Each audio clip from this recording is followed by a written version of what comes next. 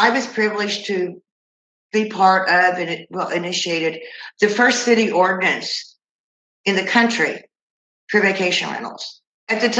Just prior to the ordinance, we formed an organization called the Short-Term Rental Owners Association of Galveston, known as STROAG, STROAG.org, and that is our website. We are a 501c3, and we are here to educate. My property is the Coronado Palms Coastal Cottage, and my website is coronadopalms-galveston.com. My husband and I got it back in 2002, and as I said, it was somewhat of an inheritance. We were going to use it as our weekend home, and after a year of cleaning it up, restoring it, repairing, etc., moved in for a weekend, and then walked into the current home that we're in, my dream home of a Texas historical home.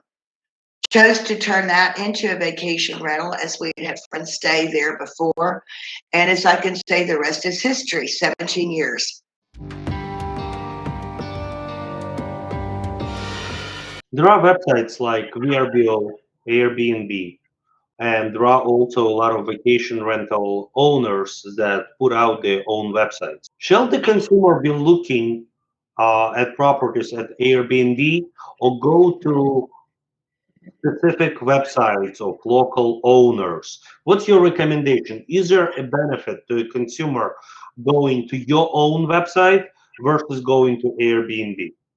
To answer that last question, there's an advantage to the consumer to go direct because it benefits both the consumer and the owner, as there are not fees built in.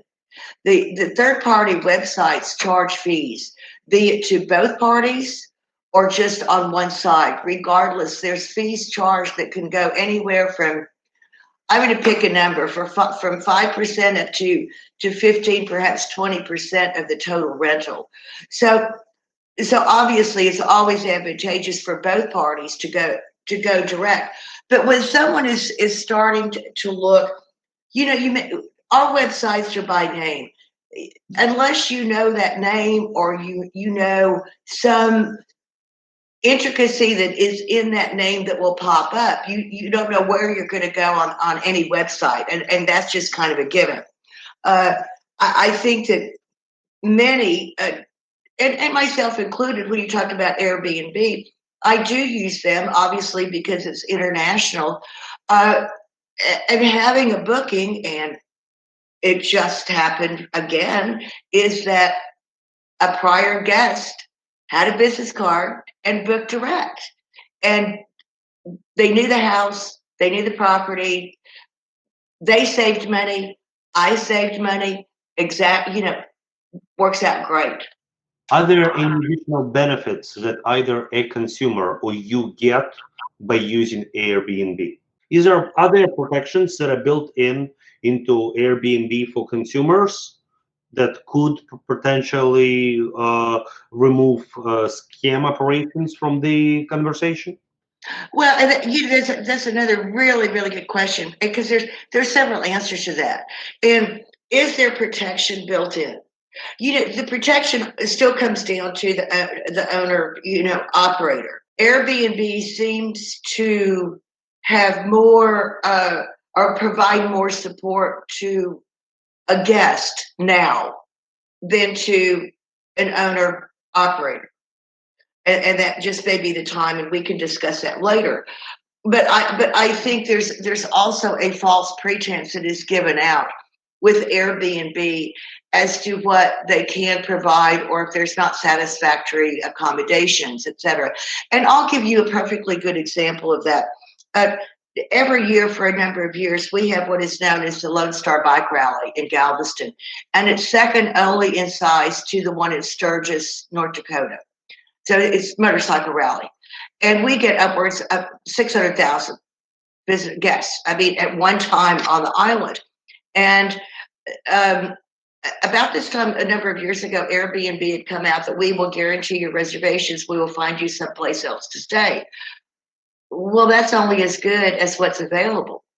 And there was a situation that I was aware of here in Galveston and it was a scam. I mean, it was, you know, I don't want to disparage somebody, but it was a scam. Someone had paid, for something, and they contacted Airbnb, and Airbnb went to put them in another place. And for whatever reason, the calendar wasn't blocked, and there was no availability. There was no availability within 75 miles of Galveston. So again, a guarantee, a warranty, it's like anything. It's probably only as good as the paper it's written on. Uh, we could all come up with different circumstances and thoughts in that. It's just totally dependent. There's good owners, there's bad owners. There's good listing sites, third-party OTAs, and there's some that are questionable. One has to go with what one feels comfortable with. I've used Airbnb myself, and I want to say that I am a good tenant myself. I would go and buy 12 glasses if I break one. I'm that type of guy. I would take the responsibility. But I've heard horror stories about student parties taking rentals over New Year's, right? And trashing the place. How do you recommend fellow home rental owners avoiding such incidents, right? What do you think help you maintain a good clientele? That's another and I heard the horror stories too. And I mean, there's been a few horror stories in Galveston, and I feel that there's a couple of things. First of all, with clientele and who you draw to your rental, again, be it a single room or be it an estate, is I feel the quality of the guest is also dependent on the quality of the pricing. It's kind of like you get what you pay for. And you don't want to, I don't believe one wants to price himself out of the market, obviously, but you don't want to price it so low that you get 18 of your friends together and it's $25 a person. I mean, just to give you an idea.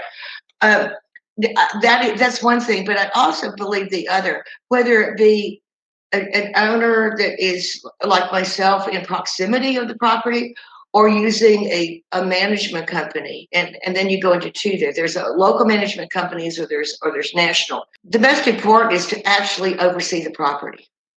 I mean, that is just an absolute given. You don't turn the keys over and your real property asset to whomever to rent without knowing what is going on there and who is overseeing it.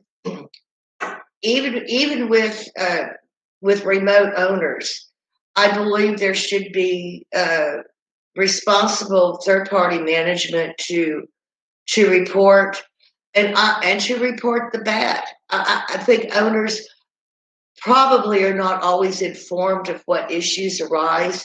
I do believe that owners should be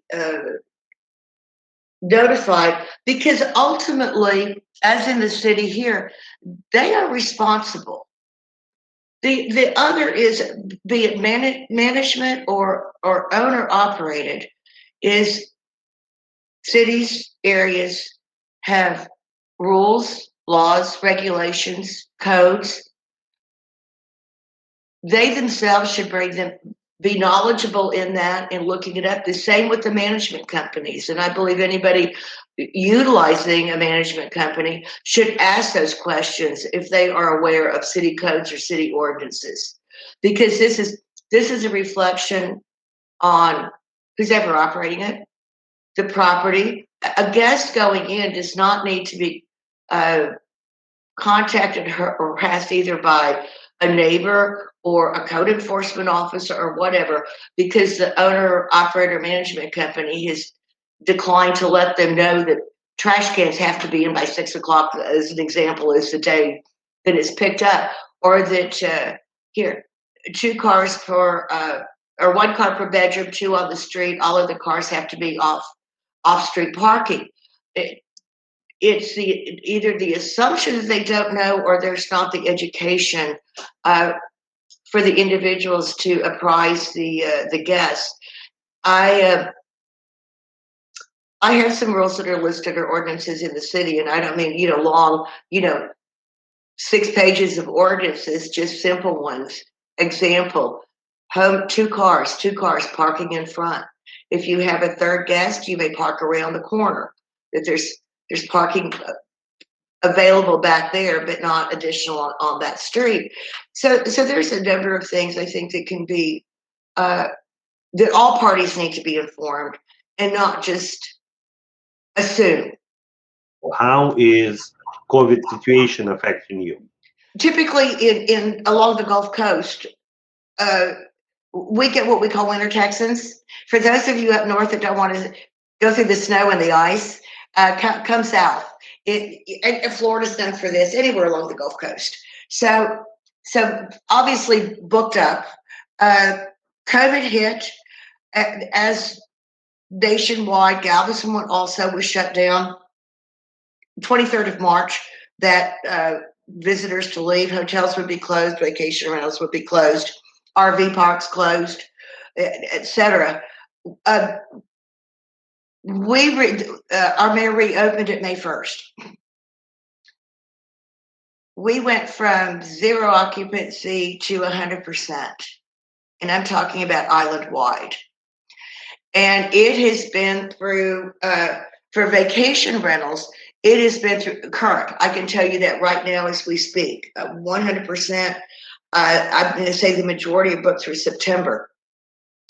Going back to the shutdown, whether it be vacation rentals, hotels, any type of tourism accommodations, the majority of states, and definitely Texas and of course Galveston, collect hotel operating tax. Hotel operating tax, which is mandated by state statute, funds marketing and advertising for the state and cities that collect it also. It's strictly for marketing and advertising.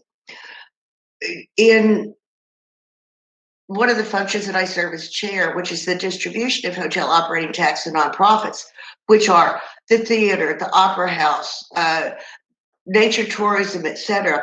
They're the ones that are funded by this money. Basically, it's bring heads to beds. In our meeting in June, we discussed cutting their budget with their receivables by 77%. That's huge. Now, this is on $2.4 million, by the way. I need to give you the dollars. $2.4 million. Innocent, April was dead for you, but May and June, pretty much, bookings were higher so much that your hashtag suffered only 13% loss. Because otherwise, Yes. you would have lost 30%. Yeah, absolutely.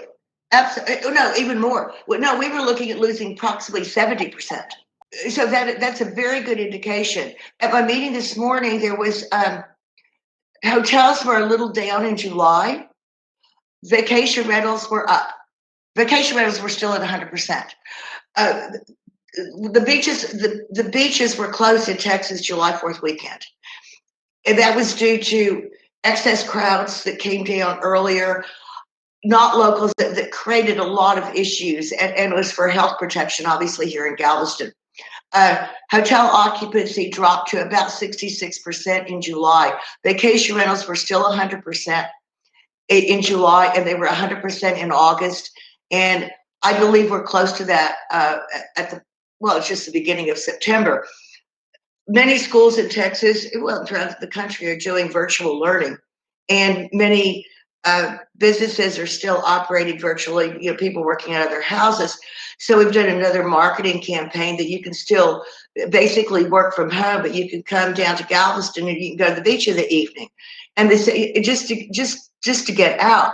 So we are still seeing high occupancy rates projected definitely through September, and feel that this will go on through the end of the year. When you rent from a small homeowner like yourself, right? You have several properties, but you are keeping close to the homes and everything. Do you become friends with your guests? I have with some over the years, absolutely. I had one that came for 13 years, which was wonderful because their grandchildren thought their grandparents owned a house down here because they were from all, the parents were from, our grandparents were from Texas, not locally, but everyone else was out of state. I've had a few that we have become not only friends with, but because of coming down here, they, let me put it, I've had guests that have bought over $4 million worth of property in Galveston. They fell in love with it and they ended up moving down here. You become friends with guests more when you've got the winter Texans, the longer term, because they're here for 1, 2, or 3, maybe 4 months. And I have had birthday dinners at the house, my house. I've had anniversary dinners for guests that you become friends with. I'm going to say, I think the dearest thing, and Mike, it was just a recent occurrence. I had a lovely couple from Kansas that came down for probably, 9, 10 years, and not winter Texans. They would come in the spring and the fall for several weeks. And they always said this was their happy place. Unfortunately, they both passed away a year ago. And their daughter came over here and brought me a photograph of them and some mementos. And just a month ago, when things opened up that you could have a group, the family came down, rented my place, one a few blocks away because it was more than 6, and invited me to have a celebration of life and spread their ashes in the Gulf of Mexico. That's what this is all about. It's pretty incredible. Yes, Mary, thank you. I mean, that's called a personal touch that you don't usually get from the hotel chain. Right. I want you to know, I'm a member of the Galveston Hotel and Lodging Association, and the majority on that is hoteliers and that. But I'm also very good friends with the general managers of the hoteliers, and that we serve on a number of boards down here. So yeah, you don't have that connection with the hotel because you have staff work hours, and it's not the one-on-one that we have as a vacation rental owner. And it's nothing against hotels. That is just, it's a different market. It's a different way of doing business. Well, thank you for the opportunity, Mike. Mary, thank you very much.